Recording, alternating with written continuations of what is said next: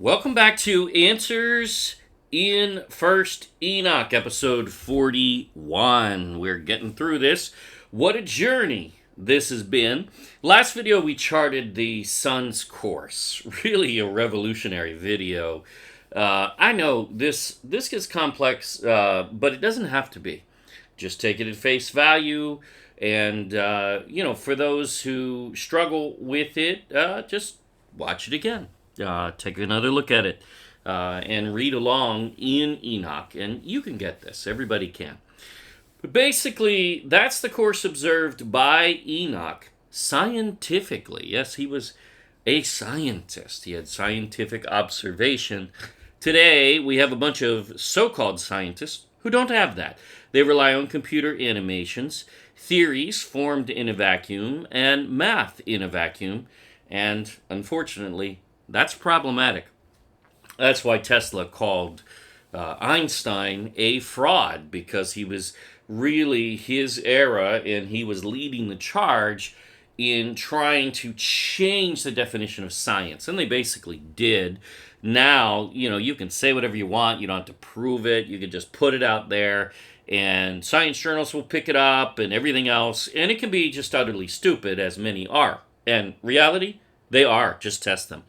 It doesn't take a rocket scientist. It takes a normal person who can actually think to read it and say, what was this dunderhead thinking, right? I mean, he couldn't even test his theory. They tell us the Colorado River carved out the Grand Canyon, but they couldn't bother to go and see that if that were the case, the water would have had to have flown uphill. What a stupid assertion from someone calling themselves a scientist. They didn't even test it. They're just putting it out there because they represent a religion. Yes, we are aware modern scientism does not represent this same thing as Enoch. In fact, no doubt, they do not. But there are many problems scientifically with their paradigm, and it's really time we all ought to really start dismantling some of this nonsense. We'll start off with some, though we can't make this video all about that. We could go on for hours and hours, and we may do a series or some videos on the many things we found just in our limited capacity, not being scientists, yet it's actually easier to find if you are a common folk, because you're not so ingrained with it, even though, whether you even went to college, and got a degree, that doesn't mean that you're ingrained in scientism, though on your diploma, it should say, welcome to the occult, because, in fact, that's what they try to do, is indoctrinate us all. So, we'll start off with some in this video. It would take a whole series, and we're not going to go there in Enoch. However, this modern occult paradigm they call science, it is just the ancient occult religion with a mask. I mean, they don't even play around. They use names like Pan, the satyr god. Yeah. Gaia, Pangea, is Pangaea, really, in origin, even according to Wikipedia. And, it's amazing because there you have the Mother Earth, the goddess of many New Agers or whatever. This is ridiculous. So what kind of theory is named for the satyr god and Mother Earth, who really was a Nephilim breeder? Now, what a ridiculous... how could you take that seriously? Well, then you read what it says, and it's utterly stupid. It couldn't even happen. It doesn't happen. We don't observe it today. We never have, and we never will. They tell us mountains rose out of the seas, yet no mountains rise out of seas. Yes, volcanoes can, in the sense that, it can build up, yes, but Mount Everest isn't a volcano. So how did it get to over 5 miles into the sky when it's not even in the middle of a sea either? Just nuts. So many things. But it's because they hate the Bible. And they're going around, they're not actually trying, because they can't disprove it. So they're just putting out one theory after another theory after another theory to try to say that, oh, that's just crazy. And they'll do it with Enoch. Oh, Enoch, that's just crazy. That's just weird stuff. No, actually, it's not weird at all, and you're going to see so in this video. This is actually going to surprise many. We don't have to be fooled. Then we'll go into Enoch, and we'll test these courses. Let's take a look at them. Do they make sense? Does the sun really move and cross over these certain regions in order to cover the earth in seasons? This answer again may surprise many, as we will apply a quick test to these in the northern and southern hemispheres, something that anybody can reproduce very easily. Hemispheres as well as the north and south poles, and the equator, some. Does it work? Are we sure this makes sense? Well, we'll see. Let's check it out. Let's get started. Does the Earth actually tilt in the vacuum of space? Well, if it tilts back and forth, that's a major problem. But it's funny because years ago, that's actually what they used to teach. It tilts back and forth and back and forth. In a vacuum, if it starts moving, who stops it? And who makes it go back in the other direction, right? Well, now they actually are saying that, the tilt is just, it's just uniform. It's the same tilt. Wait, but not over thousands of years. So the tilt now takes thousands of years. Weird. Funny how they keep doing that, by the way. They keep having this, no. That takes millions of years. That takes thousands of years. Except there is no record of that time frame, ever. It doesn't exist. The Bible's accurate. Science, modern scientism, is not when it disagrees with the Bible. Science agrees with the Bible, by the way, real science. The science of observation is exactly what Enoch expresses. That's what he did. He observed the sun moving, not the earth. Now, they realize that, the tilting back and forth was stupid as it was, because if it started moving in a vacuum, nothing would stop it, right? So it would just keep moving. It would, continue to rotate and possibly even speed up for that matter. But, and then, somebody would have to stop it and make it come back. Okay, so they realized that was stupid. And this is what they do. Instead of them throwing the theory out, which is what they should have done, instead they say, well, it just stays on tilt. It goes around the earth spinning, and that tilt remains the same all the way around. Well, except they actually don't, of course. See, it doesn't matter because this tilt's easily disproven. It's a desperate attempt to demonstrate seasons, yet it fails. Let's go to, Berkeley, right? They should know of all people. Right. Again, this is from Berkeley and the University of California. They published it online. It's right there for everybody to go get. See, they show the Earth does in fact tilt back and forth and back and forth, but not in the course of a day or a week or a month or a year. Oh no, over 19,000 years. Oh, and 41,000 years, and look, 100,000 to 413,000 years, because that's, of course, a standard margin of error. Stupid. Anyway, no, it's not 400, of course. You couldn't make it just 400. No, it's got to be 413. Yeah, because that sounds more believable. Yet this is math in a vacuum that has no connection to actual fact nor reality. They can't even prove the Earth to be 19,000 years old. Wouldn't you want to start there before making such a stupid assertion? Maybe. Yet they will use this unproven fiction, apply it as a proof, as fact, and then say this is evidence that the Earth is billions of years old. Circular reasoning. They do it all the time. Such backward reasoning and false paradigms, they line the halls of modern scientism. Oh, but wait, because it doesn't fit their narrative, well, that your breathing is causing global warming, of course, or cow burps, even, which they've studied and spent all kinds of money on. They disclaim that climate is changed by this process, though it is. So it is nonsensical that they do that, and it shows you these are just propagandists. That's all they are. A process of fiction, never proven, by the way. But what's the problem? It's you. Those evil humans, as Bill Gates indicated in his TEDx Mein Kampf.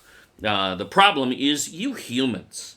We need to reduce world population, as close to zero as possible. Yeah, that's what the nerd said. Can you believe what a psychopath would have? In order to say something like that, you talk about evil. The guy's a murderer. He wants to kill people. That's what he just said. These psychopaths are ridiculous, and they even come out and tell you they want to kill people. and yet we see that and say, oh, well, they're trying to save the earth. No, they want to kill people. That's not saving the earth. What it is a complete lack of faith, a complete misunderstanding that the earth is adequate. That's what the Bible says.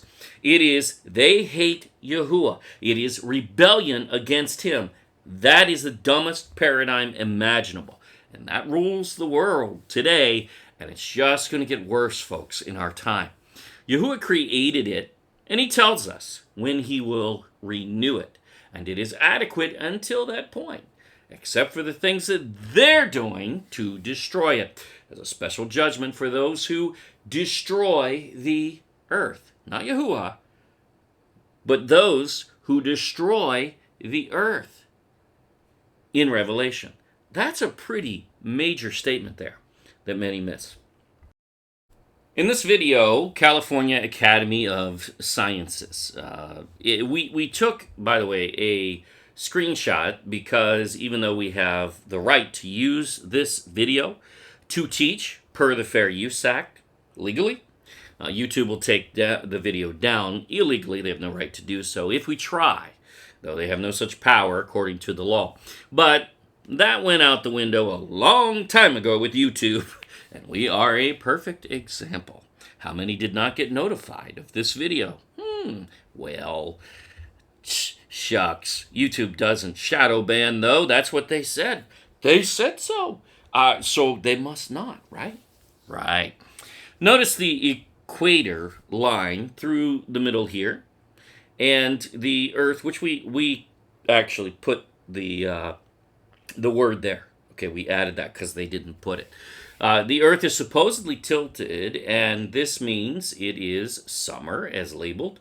And we labeled the northern hemisphere and the southern hemisphere there, so this is very clear.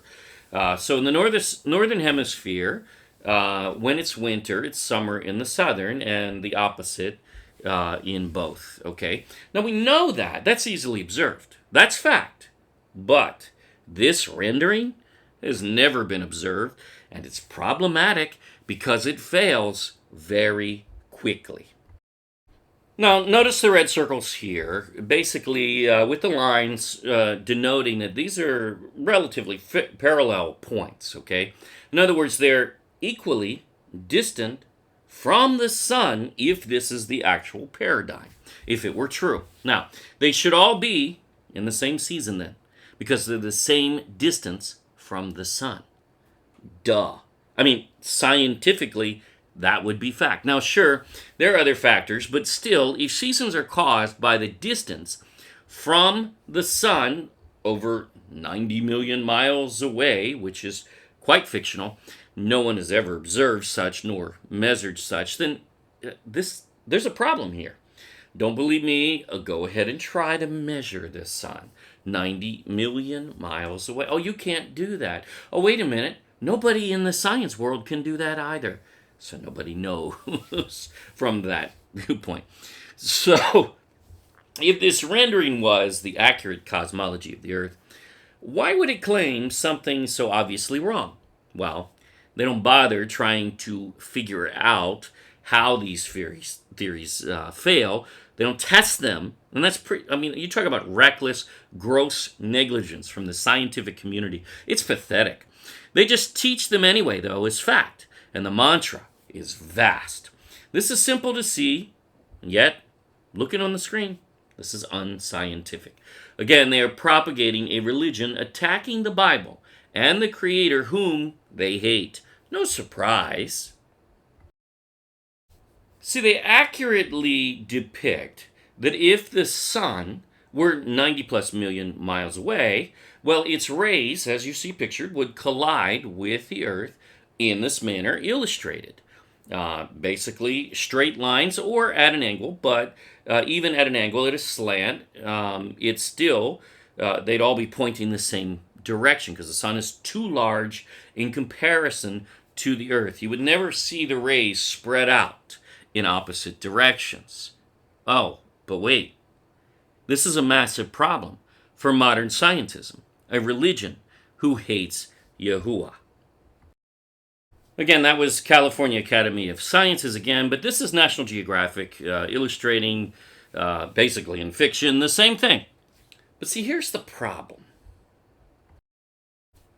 This is what we see on a cloudy day, often as the sun's rays peer through the clouds.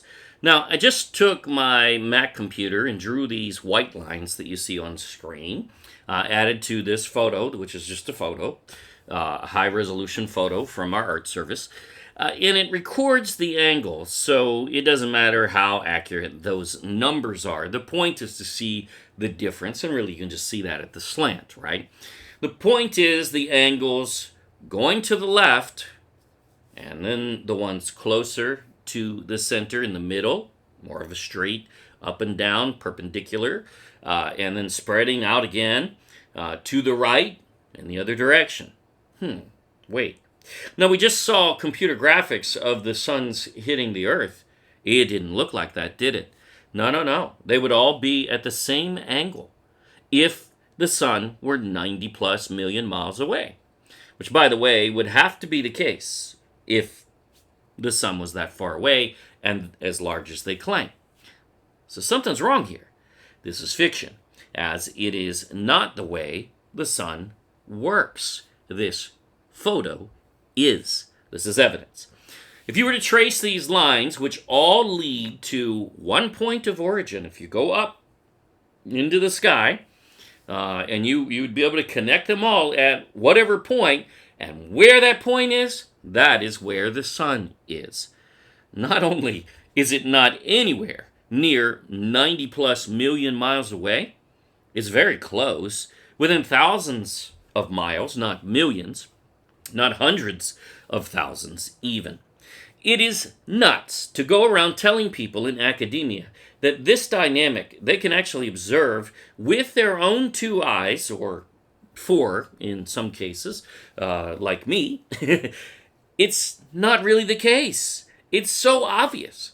Forget what you see. That's what they're going to tell you. We are right. Your eyes are wrong.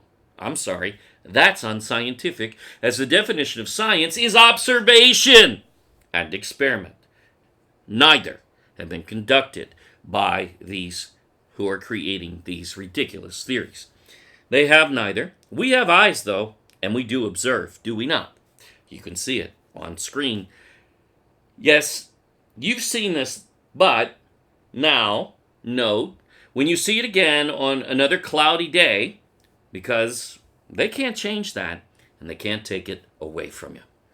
They wave their hand and say, you don't see that. No. Yet it's what you clearly see. No, it can't be, because it doesn't fit our paradigm. That's their point. That ain't science. It's called stupid. The other thing to consider in Enoch's charting of the sun is, first, he represents the sun's course around the whole earth, not just from one viewpoint, of one position on earth necessarily. So when he's charting that whole thing, it's really a worldwide perspective, and you can't look at it as, I live here or I live there and I don't see. No, you're not going to see that. He's not charting what you see He's charting the entire course in that essence. However, when he does represent data from what would be one fixed position, remember, he lived in and wrote from what we call the Philippines today. Now, we've all proven this. Go back and watch those videos if you have not.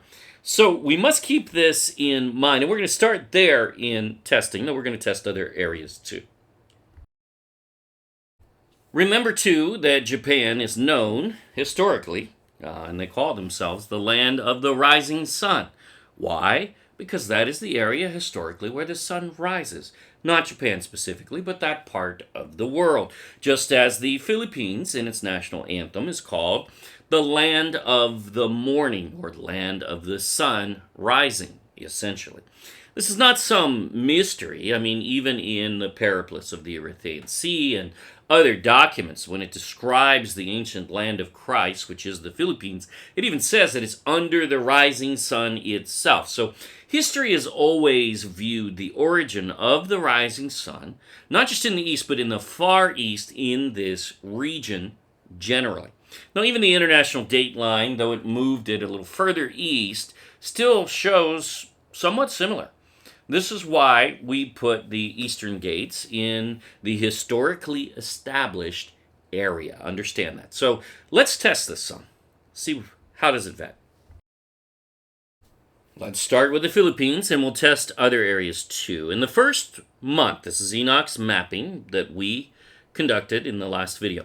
Abib, mid-March to mid-April, basically, on the Roman calendar. Essentially, the sun is over the Philippines, so we should see this as one of the very hottest months there.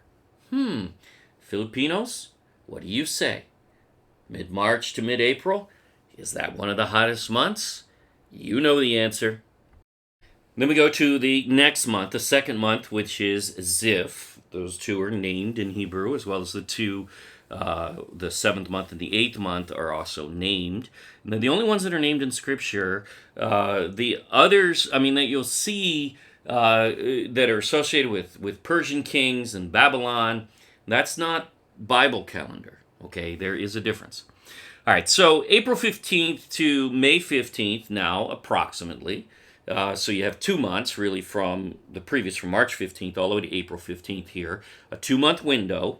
And we see as it enters the fifth gate now and runs its circuit, it was in the fourth before, which Scripture has always said the sun has a circuit. That's not new to Scripture. That's affirmed in Scripture. Joshua even told us about the day that the sun, not the earth. I know there's a movie out there, The Day the Earth Stood Still. That's fiction, and that is meant to deceive, really, because they're playing on that. And Joshua didn't say the earth stood still. He said the sun did because it moves. So that's what Scripture says. The sun has a course. It all affirms Enoch, really. The Bible's not a fairy tale. So what do we see from the Philippines? Let's look at the data. Well, it just so happens that the 2 hottest months of the year in the Philippines are mid-March through mid-May. Exactly as Enoch defined would be the case in his courses. How about that? The sun is passing over the Philippines in those months. Confirmed. And I got to tell you, my first trip ever to the Philippines, I actually went in the month of March, and mid-March, in fact, and I could not believe how hot it was that month and the next month, because I was here for a good period, 3 or 4 weeks, and it was just like, wow, I can't believe how hot it is. And then I realized these are the hottest 2 months of the year. And now we see that perfect match to what Enoch says. So still in the Philippines, we see the 5th month. Notice where the sun is. Mid-July, mid-August. The sun now comes back and it returns back to the 5th gate. And the Philippines should be hot again. Is it? We'll see in a second. Then back to the fourth gate, still above or very close to the Philippines. Again, we don't know the exact, complete 100% location of the sun and how wide these portals or gates are. We are hypothesizing, but pretty well. These are pretty good and pretty close to what the system really is that Enoch's describing. Basically mid-August to mid-September now. So, are these still incredibly hot months? Hello, everyone in the Philippines already knows the answer. We see exactly that. More very hot months in those two periods from mid-July to mid-August time frame all the way through to September. It's there, just as Enoch describes. It would be the case with the course of the sun. This fits yet again. Of course, the sun also is powered by these windows, remember, so it gets hotter and cooler in different seasons. We don't know the intensity at all times, but generally, man, this fits like a glove. So let's now consider the cold months, November to December, the middle of the months, middle of the month to middle of the month. The sun is all the way in the southern hemisphere, and guess what? Well, you'll see in a minute. Then December, January, again, middle of month, as well, should make up the two coldest months. And what do we find? Exactly that, the coldest months in the Philippines. Again, that's the perspective we're looking at right now. We're going to go to others. Hang on. November 15th through December 15th through January 15th. 2 months, just as Enoch describes, the coldest months there. Perfect match, indeed. A very basic test everyone can conduct, and we can see this makes sense. Let's go to other parts of the world, though, and check this out, too. What about other areas of the world? Here we go. Well, again, let's look at June 15th to July 15th. Here's the sun charts from Enoch, our interpretation, of course. Summer in the northern hemisphere. See where the sun is? Again, not an exact.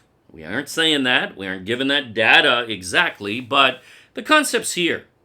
Traveling over New York, basically, roughly, and the next month, it shifts a little south to the next gate, but still, these should be the hot summer months, right? June 15th through August 15th in the northern hemisphere. Is that the case? Looking at New York, as we all already know, this is an exact match. Enoch nailed it. These are the hottest 2 months of the year, as they should be, with Enoch's sun charts. Again, how did Enoch know that? In 4000 BC, he didn't live in New York. He didn't even travel there, really. So, especially not for an entire year to observe all of the seasons. He didn't go to New York anyway, but even that parallel. So how did he know this? Well, he received this knowledge from the angel, from Uriel, the archangel, and the heavenly tablets. That's what he said. And we tend to believe him over modern scientism. Looking further north, let's look at Alaska, essentially the North Pole.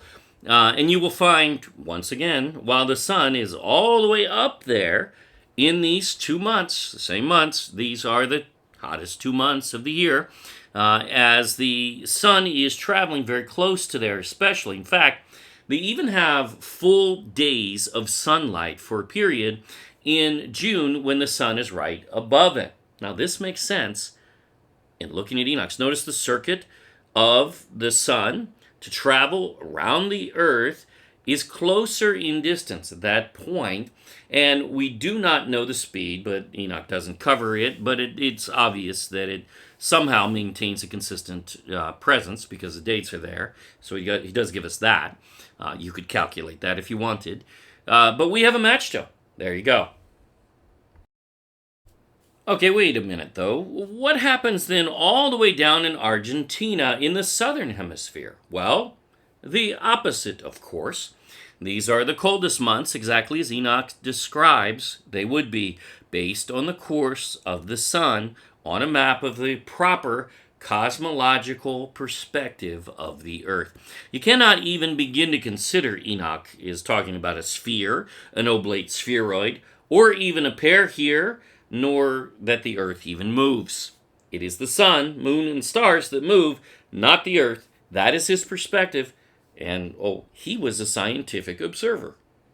And for that which he wasn't, an angel was. And they're a little bit smarter than you and I.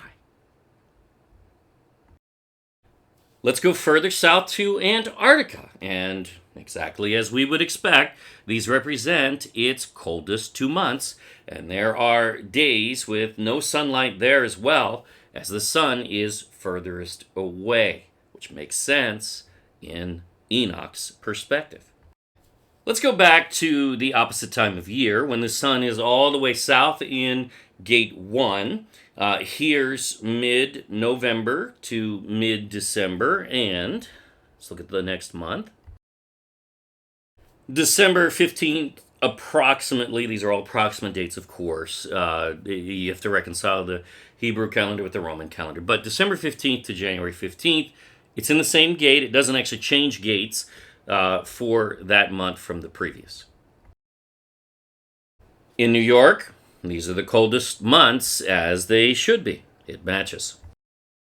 In Alaska, these are the coldest months and a period of no sunlight at all, in fact, because the sun is all the way down south, nearer to Antarctica, which makes sense. Don't have to tilt the earth to do it. Doesn't have to happen, folks. Doesn't happen, folks. It is a lie. Exact match to Enoch's charting here. It's right there. Yet, all the way in the southern hemisphere in Argentina, they experience their hottest months, exactly as they should. And even further south to Antarctica, and same thing. These are the hottest months of the year, a perfect match to Enoch's course of the sun. So there it is, a quick test in which every area really fits Enoch's course of the sun. Something everyone can repeat for yourselves. Very easy to prove this out. Could we go in greater detail? Oh, yeah, sure. We could spend hundreds of hours on this, but we're not going to in this series. Are there other factors? Of course there are. This is a simple test anyone can quickly conduct, and it does prove Enoch was and remains accurate in the course of the sun. Are our sun charts perfect? Well, not likely 100%, but pretty good nonetheless. We didn't view this, Enoch did. The angels who instructed him did as well. Imagine from 4000 BC, Enoch knew more about the earth than modern scientists most of the time. Wow. We are not evolving, folks. We are regressing. We're moving backwards. We are becoming more stupid as a people as our world runs away from Yahuwah. That's dumb. And marches toward embracing the beast as is predicted. That is our age. However, we can all restore this knowledge. If you saw this and the last video and your head is spinning some, it's okay. They are a bit deep into the science realm, but you can always watch again, read again, etc. All of us can understand this, though. It is scientists and those more educated into the occult paradigm that actually really struggle with this the most, no doubt. We have almost 450 videos on this channel, one for every day of the year, many just as profound, with some 50 or so in Tagalog for Filipinos, and now 6 in Spanish to start. We also have been setting up subtitles for 20 plus languages for most of our videos. Don't forget to like and subscribe and click the bell for notifications of new uploads. Join our email list as YouTube fails to notify often, and we will notify you ourselves at thegodculture.com. Just fill in the pop-up there. We now have alternative platforms for videos on Rumble, Odyssey, and Utreon. And our new podcast is also available for all of our videos as well. All links in the description box. Friend us on Facebook at The God Culture, _space, original. If you prefer an alternative, we now have Parler and Gab. Links below. We have 6 books published internationally, being read in over 100 countries, with a new release now available. The first book of Enoch, the oldest book in history, and we prove it right there in the introduction. Read it.